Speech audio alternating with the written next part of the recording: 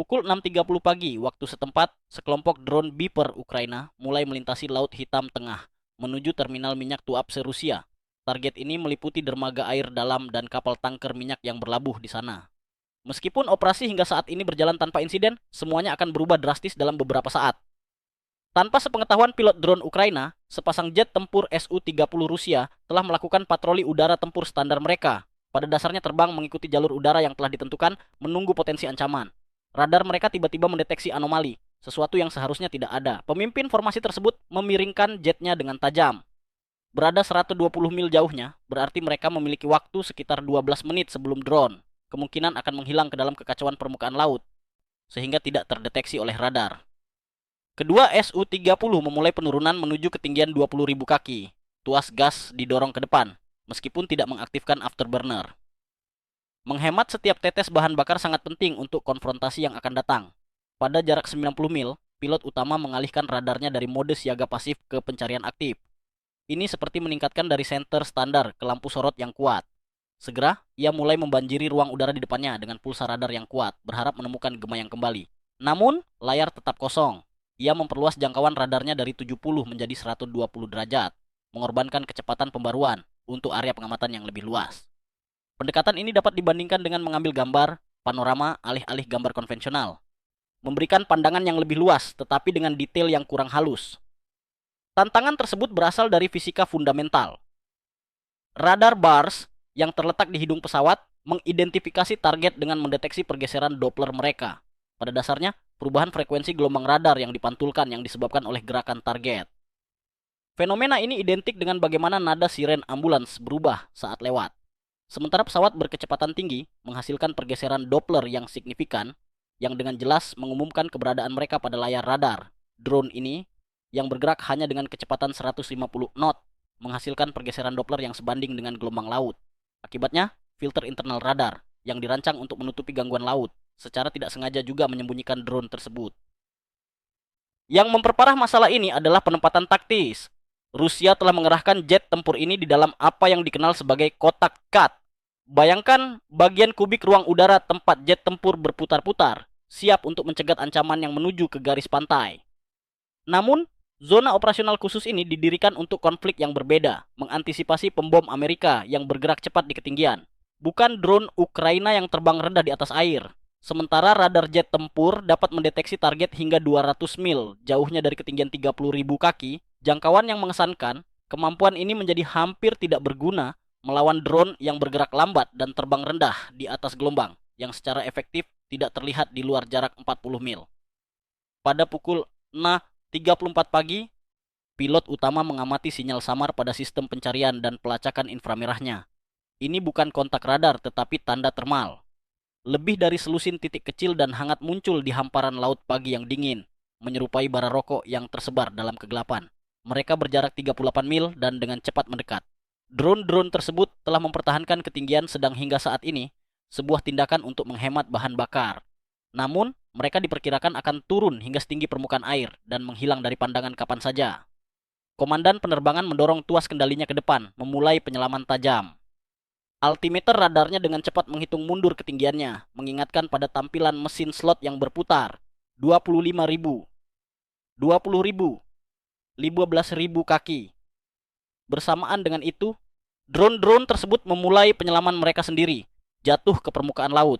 Dia menyadari bahwa dia hanya memiliki beberapa detik untuk menembak sebelum mereka menghilang sepenuhnya. Pesawat Su-30 terdepan keluar dari posisi menukiknya pada ketinggian 12.000 kaki, menyelaraskan diri dengan kelompok drone terdepan. Bidikan senjata atau Viper yang ditampilkan pada tampilan head-up display-nya bergerak di atas 3 target berbeda saat mereka memulai penurunan yang telah diprogram sebelumnya. Ia melepaskan tembakan beruntun selama 2 detik dari meriam 35 mm-nya. Proyektil tersebut menempuh jarak hampir 1 mil sebelum satu tembakan yang beruntung mengenai salah satu drone, membuatnya berputar tak beraturan ke laut. Namun, drone yang tersisa mencegahnya untuk menembak lagi. Tepat 15 mil dari terminal Tuapse, drone yang tersisa mengeksekusi manuver menghilang yang telah direncanakan, turun dari ketinggian 2.000 kaki menjadi hanya 200 kaki di atas permukaan air. Bagi pilot Rusia, pemandangan ini sebanding dengan mengamati koin menghilang ke dalam air yang keruh. Satu saat, ia mencatat kontak radar yang jelas. Saat berikutnya, layarnya dipenuhi dengan gangguan permukaan, menyerupai statis televisi. Drone-drone itu tidak hanya turun, mereka juga berpencar. Setengah dari kelompok itu berbelok ke kiri, sementara yang lain mempertahankan lintasan lurus mereka, memaksa pilot pesawat tempur untuk membagi fokus mereka. Mengingat bahan bakar mereka yang terbatas, Su-30 hanya memiliki satu upaya intersepsi yang layak dan drone tersebut secara efektif memaksa mereka untuk bertindak. Alasan mendasar mengapa drone ini hampir tidak dapat dilacak adalah desainnya. Setiap drone Beaver dilengkapi dengan altimeter radar yang memancarkan sinyal dengan kecepatan 40 kali per detik, secara tepat mempertahankan ketinggiannya pada 60 meter. Saat gelombang naik di bawahnya, mereka naik. Sebaliknya, mereka turun saat melewati palung. Dari sudut pandang radar pesawat tempur, mereka secara efektif menjadi tidak dapat dibedakan dari permukaan laut. Radar menafsirkan mereka dengan cara yang sama, seperti gelombang yang bergerak lambat di dekat air, menghasilkan pantulan yang sangat kecil. Komputer sistem kemudian mengabaikan ini sebagai kebisingan latar belakang belaka. Pemimpin penerbangan mencoba taktik lain, mengaktifkan mode pencarian kecepatan pada radarnya. Pengaturan ini menginstruksikan radar untuk mengabaikan semua objek kecuali yang bergerak dengan kecepatan antara 100 dan 200 knot yang seharusnya membuat drone menonjol di laut yang tenang. Sebaliknya, layar radar menampilkan banyak sinyal palsu, percikan air laut yang diterpa angin, puncak gelombang yang digerakkan oleh angin pagi, dan bahkan sekumpulan burung yang terbang ke utara. Drone-drone tersebut secara efektif disembunyikan oleh tipuan elektronik alami. Para pilot pendamping turun ke ketinggian 8.000 kaki, mencari sudut serangan yang lebih menguntungkan. Namun, hal ini menimbulkan komplikasi baru. Konsumsi bahan bakar mereka pada ketinggian serendah itu sangat tinggi. Mesin turbofan yang bertenaga dirancang untuk efisiensi di atmosfer atas yang lebih tipis, bukan di udara yang lebih padat di dekat permukaan. Setiap menit yang dihabiskan pada ketinggian 8.000 kaki menghabiskan bahan bakar sebanyak 5 menit pada ketinggian jelajah normal mereka. Setelah mengudara sejak pukul 4.30 pagi, pilihannya sangat jelas dan sederhana, mengejar drone pada ketinggian rendah dan menghabiskan bahan bakar mereka, atau naik dan membiarkan drone melarikan diri. Pada pukul 6.37 pagi, pengendali darat mengambil keputusan untuk mereka. Jet tempur melaju ke atas, afterburner mereka menyala dengan deru keras saat mereka kembali naik ke stasiun patroli udara tempur mereka. Selama pertempuran 5 menit, mereka berhasil menghancurkan tepat satu drone. 23 drone yang tersisa, yang kini berada di luar jangkauan deteksi radar, terus bergerak menuju Tuapse, mengikuti jalur yang telah diprogram sebelumnya menuju pantai Rusia. Meskipun demikian, Rusia masih memiliki langkah-langkah pertahanan lebih lanjut. 53 mil di pedalaman dari Tuapse, pos komando untuk baterai rudal S-300 memantau serah terima dari patroli pesawat tempur. Inti dari baterai ini, radar pengawasan 64 N6E Big Bird yang sangat besar, berputar untuk menghadap ke arah ancaman yang mendekat, beralih dari sapuan rotasi kontinu ke pemindaian sektor terkonsentrasi. Bayangkan mercusuar yang biasanya memutar sinarnya dalam lingkaran penuh, lalu tiba-tiba mengarahkan semua cahayanya secara intens ke satu arah. Persis seperti itulah cara Big Bird beroperasi dengan gelombang radionya. Unit radar ini sangat besar, sebanding ukurannya dengan bangunan sederhana, memancarkan daya sebesar 350 kW, cukup untuk memasok listrik ke 350 rumah. Semuanya disalurkan untuk menemukan drone-drone yang sulit ditangkap itu. Secara teoritis, radar ini dapat mendeteksi jet tempur dari jarak 300 km. Namun, target-target ini bukanlah jet tempur. Setiap drone Beaver memiliki penampang radar, kira-kira sebesar burung camar besar, sekitar setengah meter persegi. Mengingat jangkauan deteksi yang kecil ini, jangkauan deteksi maksimum Big Bird berkurang menjadi mungkin 80 km, bahkan dalam kondisi ideal. Dan kondisi tersebut jauh dari ideal. Pada pukul 6.40 pagi, operator radar mengamati layarnya dengan semakin frustrasi. Jumlah kontak yang terdeteksi berfluktuasi secara tidak menentu setiap kali radar melakukan pemindaian, menampilkan 12 drone, kemudian 7, kemudian 15, dan kemudian hanya 4. Sistem pelacakan otomatis yang dirancang untuk jet tempur berkecepatan tinggi dan rudal jelajah terbukti tidak mampu mempertahankan penguncian pada target-target kecil dan lambat ini yang terus-menerus meluncur di bawah cakrawala radar. Ini seperti mencoba memantau seberkas daun yang tertiup angin di kolam saat mereka muncul, menghilang, bergabung, dan terpisah, semuanya dengan cara yang tampaknya acak. Secara fisik, berkas radar S-300 meskipun secara konseptual bergerak dalam garis lurus, dalam praktiknya dipengaruhi oleh kelengkungan bumi. Dengan antena Big Bird yang diposisikan 25 meter di atas tanah, cakrawala radar untuk target yang melintas pada ketinggian 60 meter hanya berjarak 22 km. Akibatnya, drone akan tetap terlihat jelas oleh radar penyerangan selama kurang lebih 3 menit sebelum menghilang sepenuhnya di bawah cakrawala. Ini menyisakan jendela waktu 3 menit yang krusial untuk melacak, mengidentifikasi, menyerang, dan menetralisir lebih dari 20 target. Komandan baterai kini dihadapkan pada dilema yang sulit dipecahkan. Setiap rudal 48 Nasim E2 berharga 2 juta, sementara setiap drone berharga sekitar 50.000 dolar. Menembak setiap kontak potensial berisiko menghabiskan seluruh persediaan rudalnya dalam mengejar target khayalan. Namun, menunda untuk mendapatkan informasi penargetan yang akurat berarti drone akan mencapai Tuapse sebelum ia dapat meluncurkan pencegatan. Begitulah kenyataan pahit ekonomi peperangan modern, di mana seringkali senjata yang lebih murah menang hanya karena keberadaannya. Pada pukul 6.42 pagi, dengan elemen drone terdepan berjarak 65 km, komandan memberi perintah untuk menyerang. Ini adalah pilihan antara bertindak segera atau tidak sama sekali. Silo peluncuran vertikal menembak secara beruntun, melepaskan 4 rudal dalam waktu 3 detik. Setiap rudal naik dalam kolom api, menerangi langit pagi dengan cemerlang. Alih-alih terbang langsung ke arah drone, mereka naik tajam, menukar kecepatan dengan ketinggian dalam manuver yang dikenal sebagai lintasan melambung. Ini dapat diibaratkan seperti seorang quarterback yang melakukan umpan melengkung tinggi melewati pemain bertahan. Rudal-rudal tersebut dirancang untuk naik hingga 15.000 meter, kemudian turun ke drone dari titik pandang yang lebih tinggi. Dari sudut seperti itu, melihat hampir vertikal ke bawah, drone akan tampak jelas di atas air, alih-alih terhalang oleh gangguan permukaan. Idealnya, rudal-rudal itu akan mencapai ketinggian maksimumnya, kemudian berputar, mengaktifkan pencari radar di dalamnya. Di bawahnya, diselimuti kabut pagi dan terhalang oleh pantulan gelombang, terdapat 23 drone. Pencari radar hanya memiliki waktu 30 detik untuk menemukan targetnya.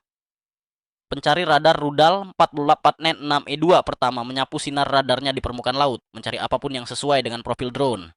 Kecepatan 150 knot, pantulan radar setengah meter, dan ketinggian 60 meter. Tantangannya adalah dari ketinggian 15.000 meter. Rudal tersebut sedang mengamati sekitar 50 km persegi lautan. Menemukan drone di hamparan seluas itu sebanding dengan mengidentifikasi mobil tertentu di tempat parkir mal yang luas dari helikopter. Secara teoritis mungkin, tetapi membutuhkan pengetahuan yang tepat tentang lokasinya.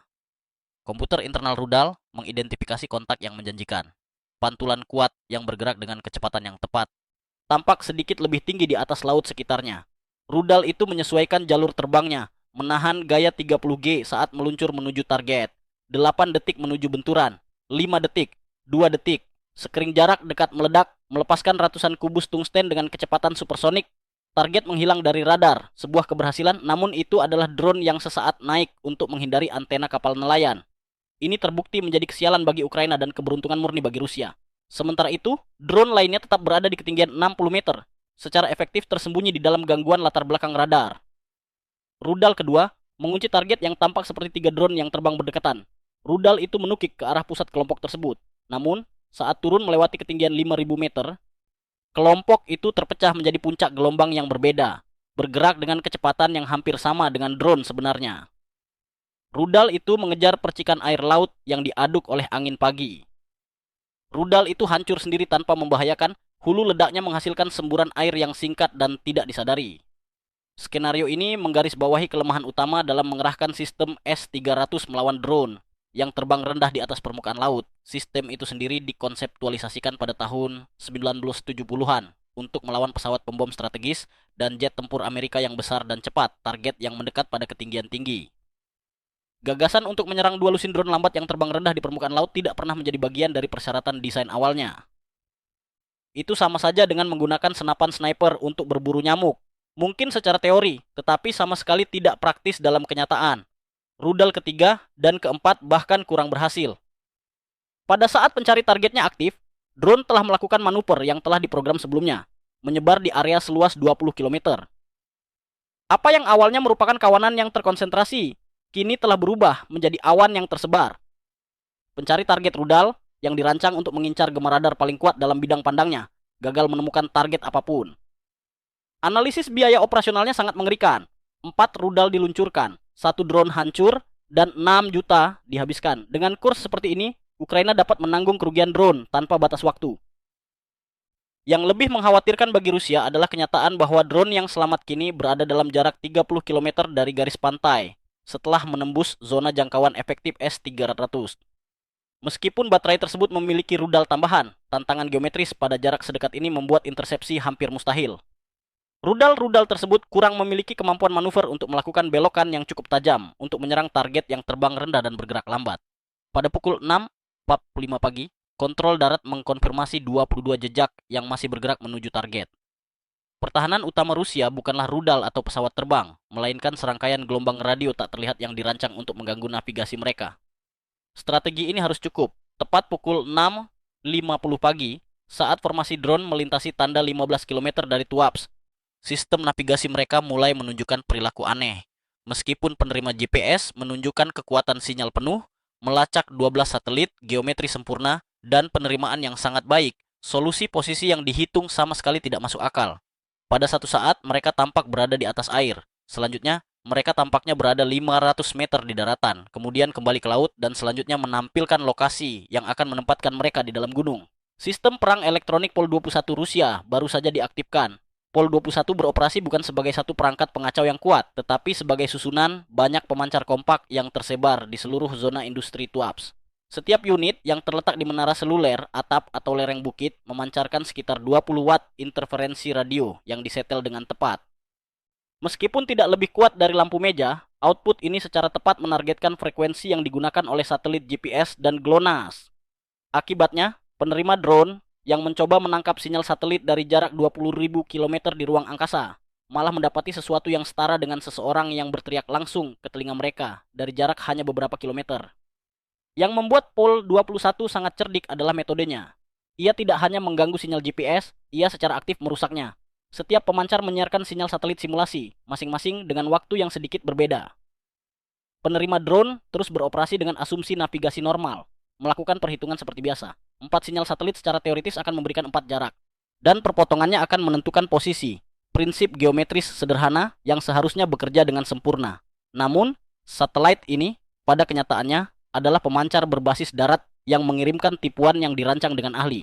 Dalam waktu 2 detik, autopilot drone utama mengenali kerusakan sinyal GPS. Komputer navigasinya mencatat data posisi yang sangat tidak menentu, seperti bola pinball yang memantul secara acak, dan akibatnya mengaktifkan mode cadangannya. Karena GPS terbukti terganggu, sistem beralih ke navigasi inersia. Pada dasarnya, metode penentuan posisi berdasarkan perkiraan menggunakan giroskop dan akselerometer untuk melacak setiap pergerakan kecil dari posisi akurat terakhir yang dikonfirmasi. Namun, giroskop drone ini bukanlah instrumen kelas militer, melainkan sensor MEMS, sistem mikroelektromekanik komersial yang merupakan struktur bergetar mikroskopis pada chip yang dirancang untuk mendeteksi rotasi. Meskipun cukup akurat untuk durasi singkat, sensor ini rentan terhadap penyimpangan. Tanpa koreksi GPS, sistem navigasi akan mengakumulasi kesalahan sekitar 10 meter untuk setiap menit penerbangan selama 12 km tersisa menuju Tuapse. Ini berarti potensi meleset dari target sepanjang lapangan sepak bola. Para ahli strategi misi Ukraina telah memperkirakan skenario persis ini. Mereka memiliki pengetahuan yang tepat tentang lokasi pemancar Pol 21 Rusia. Penerbangan intelijen elektronik yang ekstensif selama beberapa bulan telah memetakan instalasi ini secara teliti, mengidentifikasi tanda sinyal yang berbeda dari setiap pemancar. Parameter misi memperhitungkan 15 km terakhir sebagai zona tanpa sinyal GPS. Kecermatan ini menjelaskan mengapa setiap drone dilengkapi dengan sistem tambahan, kamera yang dipasangkan dengan komputer pencocokan pola dasar.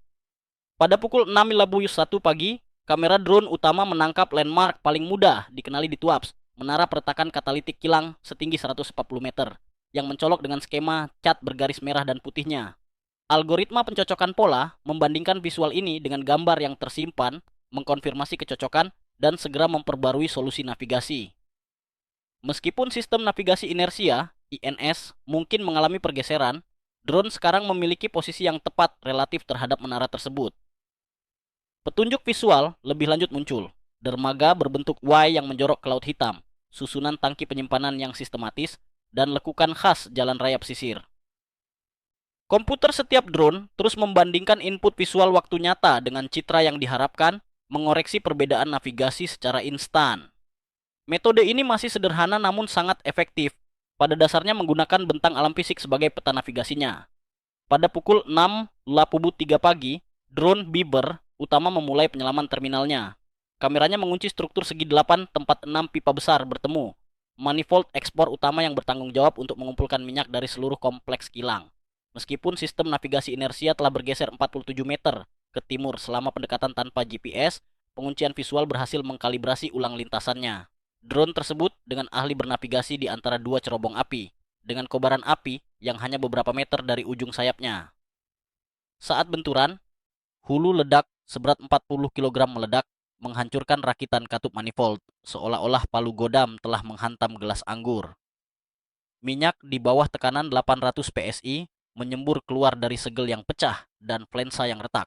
Semprotan bertekanan ini menguap menjadi kabut halus yang bercampur dengan udara pagi, membentuk awan uap eksplosif yang mengembang dan mengepul di seluruh fasilitas seperti kabut tebal. 8 detik kemudian, drone kedua menemukan target yang ditugaskan, sebuah kapal tanker yang berlabuh di dermaga lepas pantai. Senjata itu menembus plat deck di dekat manifold kargo dan meledak di dalam ruang pompa yang terletak tepat di bawahnya. Ledakan itu tidak perlu dahsyat, tujuannya hanya untuk menyebabkan kerusakan struktural, pipa-pipa putus, katup-katup retak, dan uap dari 8 tangki kargo yang terisi sebagian mulai bercampur di kompartemen yang tidak pernah dimaksudkan untuk menampung zat-zat tersebut. Meskipun sistem penghentian darurat kapal aktif, menyegel katup dan menghentikan pompa, hukum fisika tidak peduli dengan protokol darurat. Setelah uap keluar, uap tersebut tidak dapat dikembalikan ke tangkinya. Drone ketiga dan keempat membidik lengan pemuatan dermaga, saluran mekanis raksasa yang bertanggung jawab untuk memindahkan minyak antara pantai dan kapal. Bayangkan mereka sebagai sedotan logam raksasa, berengsel dan diimbangi untuk mengakomodasi pergerakan pasang surut. Dampak drone memutusnya di pondasinya, mengirimkan bertonton baja jatuh ke dek dermaga. Yang lebih kritis, sekitar 200 meter kubik minyak yang masih ada di dalam pipa-pipa tersebut menyembur ke pelabuhan, membentuk lapisan minyak yang meluas dan berkilauan dengan pola warna-warni di bawah sinar matahari pagi. Drone-drone yang tersisa tiba secara serentak dan mematikan, masing-masing mengenai target yang telah ditentukan. Tangki penyimpanan pecah, isinya menyebar menjadi genangan yang menyala-nyala. Jembatan pipa hancur, jatuh 3 lantai ke jalan layanan. Gedung administrasi terkena serangan langsung melalui atapnya. Dengan drone, tampaknya mengunci susunan geometris unit HTPAC di atap. Pada pukul 6.25 pagi, fasilitas tuap C telah lenyap. Kepulan asap hitam membubung ke langit pagi, terlihat bahkan dari luar angkasa. Terminal tersebut, yang mengelola 8% ekspor minyak mentah Rusia melalui laut, telah secara efektif dikeluarkan dari jaringan logistik global. Terima kasih ya telah menonton video ini. Jika Anda menyukainya, silakan klik salah satu thumbnail di layar untuk menemukan konten serupa dengan minat yang sama.